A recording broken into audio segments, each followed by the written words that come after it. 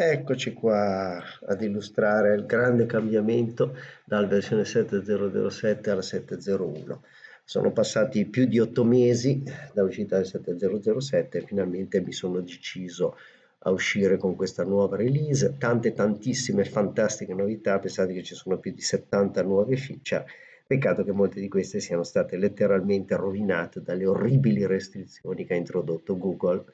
in generale e poi che sono entrate da Android 10 in su, specialmente dall'11 e sarà sempre peggio probabilmente.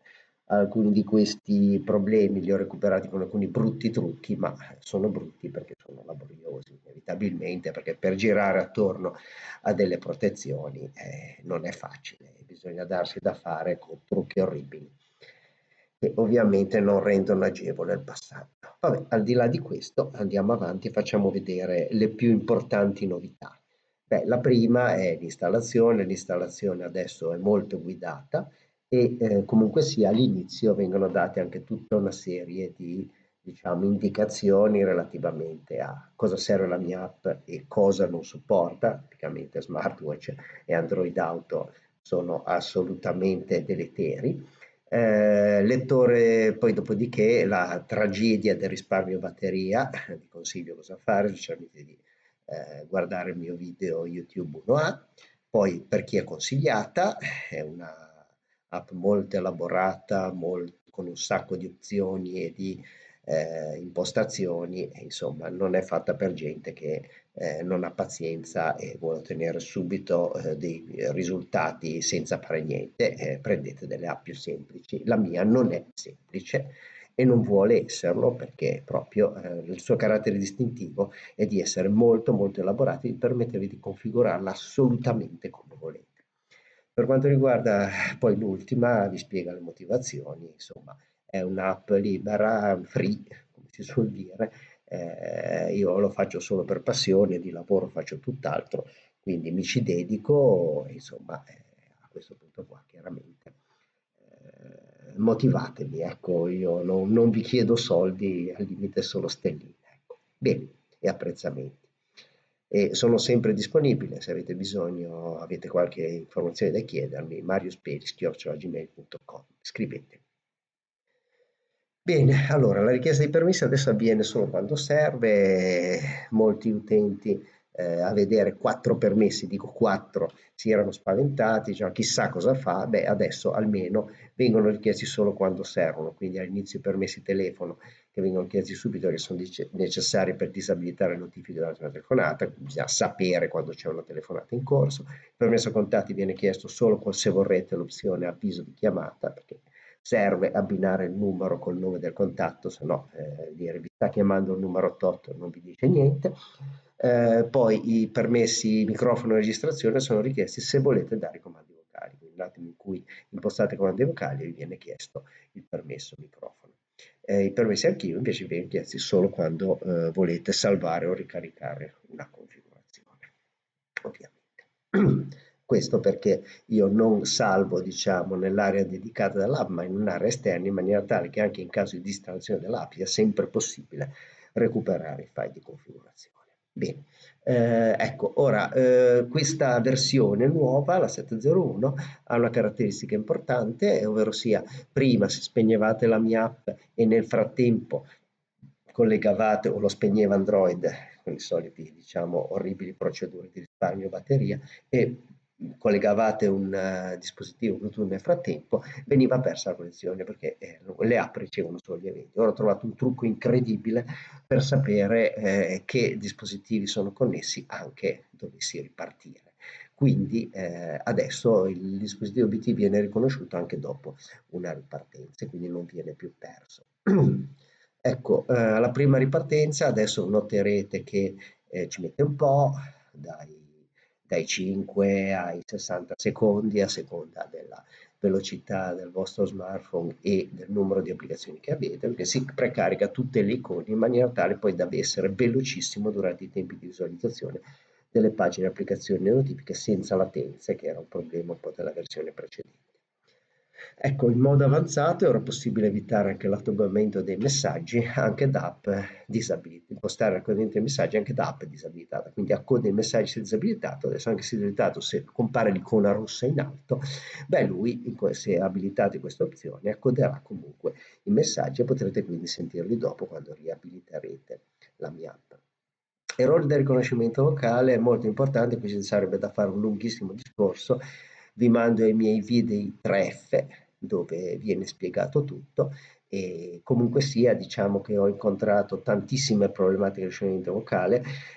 su 5 dei miei smartphone di test, su 2 ci sono dei grossi problemi, ecco, mentre su 3 va benissimo, ecco. Beh, su questi 2 ho dovuto inventarmi dei trucchi incredibili per cercare di supplire al problema di riconoscimento dei comandi vocali. Questi ci sono solitamente quando si è collegati via Bluetooth per un bug stesso della customizzazione particolare che avete sul vostro telefono dell'assistente vocale Android, dei quali richiamo chiaramente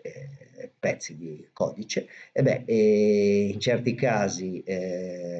viene dato un errore 3 e non si smuove da lì, in altri casi viene dato un errore 7. Quando è sistematico, allora provate a entrare nel tema errori di riconoscimento vocale, avete le descrizioni e tipi di errore e nel comandi, sezione comandi vocali, modalità mista 1, modalità mista 2, avete la possibilità di provare le modalità miste, che sono in pratica ascoltare, scusate, vocalizzare da Bluetooth e ascoltare da microfono telefono in maniera da superare questo problema che hanno alcune customizzazioni di Android che non riescono a sentire i comandi dal microfono Bluetooth e va tutto nel mondo. Provate la modalità mista 1 e 2, avete delle belle descrizioni nei video prefe e andatevi a cercare. Ok, ecco, la modalità di autoattivazione adesso è elaboratissima, potete anche scegliere se volete una logica AND OR, ovvero sia un AND di tutte le condizioni autoabilita, quando di carica autoabilita, ecco, oppure in OR fra di loro. Potete scegliere questo e poi in dipendenza anche dal periodo di riposo che potrebbe dipendere da queste condizioni oppure essere standalone e lavorare di suo. Ecco, avete tutte le possibilità, queste due modalità sono legate fra di loro attraverso la opzione dipendenza. Ecco, nell'auto enable sul movimento, prima usavo il GPS e adesso nella nuova versione, la 701, sono passato alla detezione delle activity, alla rilevazione delle activities, perché presto Google ci obbligherà a richiedere permessi speciali per la posizione GPS, sempre in nome di questa privacy che loro sono i primi a violare e quindi allora ho anticipato i tempi, visto che parlavano di novembre-dicembre le vari permessi, sono uscito subito con le activities al posto della posizione GPS. Bad Android.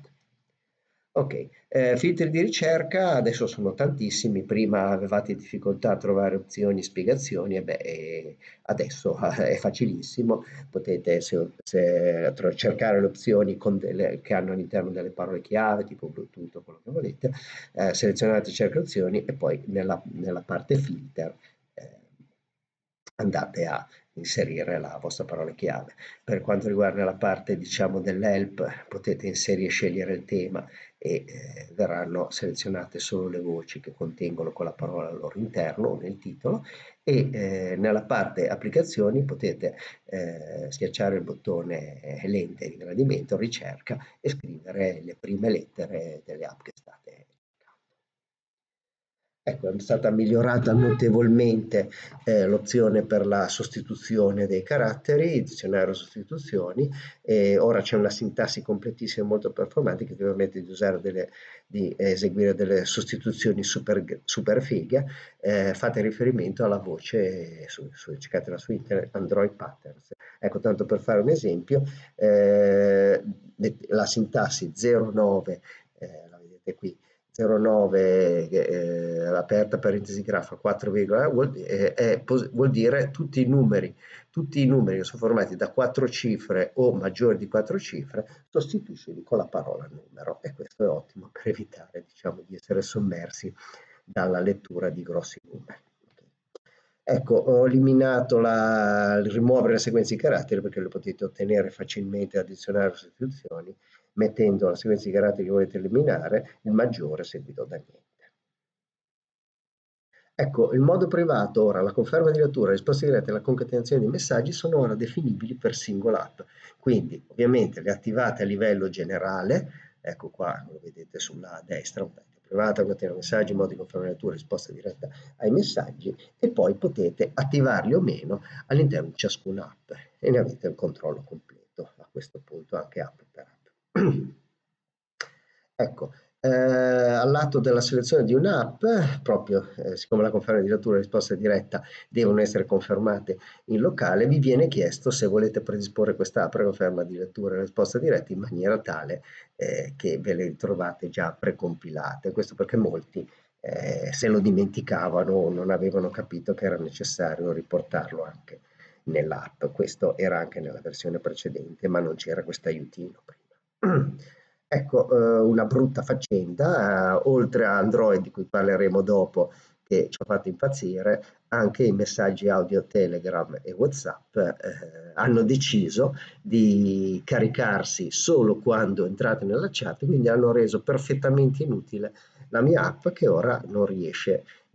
cioè non trova più niente, non trova l'audio perché l'audio si troverà solo quando lo sentite nella chat, cioè quando ormai lo sentite, quindi è perfettamente inutile, non è più possibile farlo.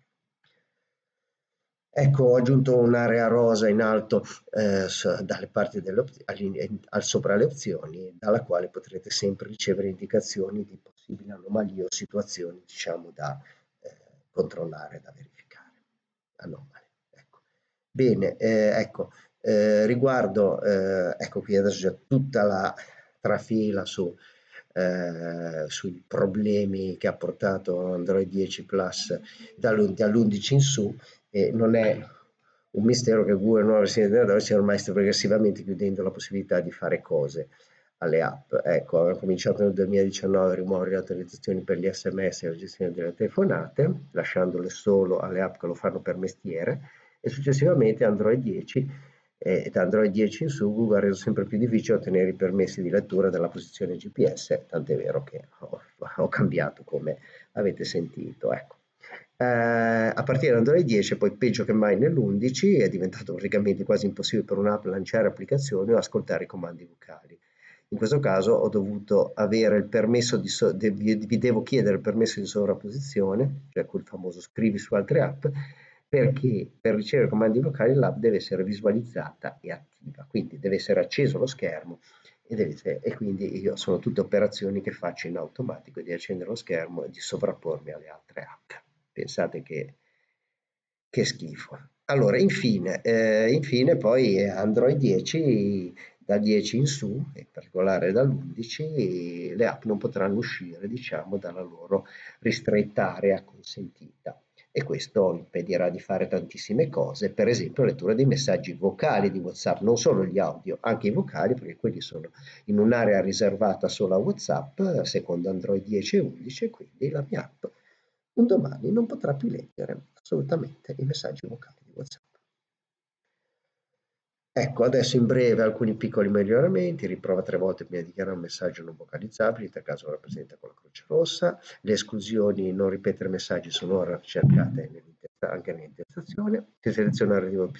nelle opzioni primarie è possibile interrompere l'evocazione di una notifica premendo il pulsante play su auricolare o autoradio, in modalità principiante sono disponibili modalità silenti come di stato, nella sezione comandi vocali ho aggiunto l'opzione che dichiara il numero di lettere prima di conferma lettura, così saprete se il messaggio è lungo o corto e se è il caso di sentirlo, e poi infine c'è la possibilità di inviare allo sviluppatore il file di descrizione errore relativo ad un crash, qualora sia avvenuto, speriamo di no.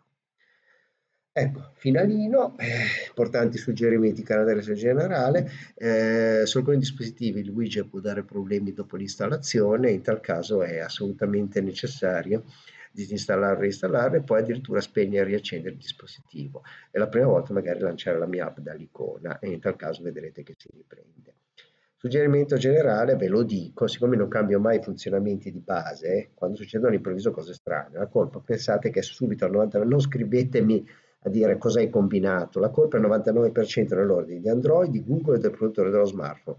Esempio ne è il fatto che molti mi hanno scritto che la mia app non recitava più gli emoticon. Beh, è successo da quando è stata emessa una versione bugata di Google Sintesi Vocale che non recitava più gli emoticon. Ecco, e basta deinstallare l'aggiornamento di tale app di sistema e tutto funzionerà come prima. Ecco, nota finale, consultate i nuovi video di YouTube di aiuto, li ho fatti tutti nuovi, sono tutti sottotitolati in 7 lingue. Grazie a tutti, ciao.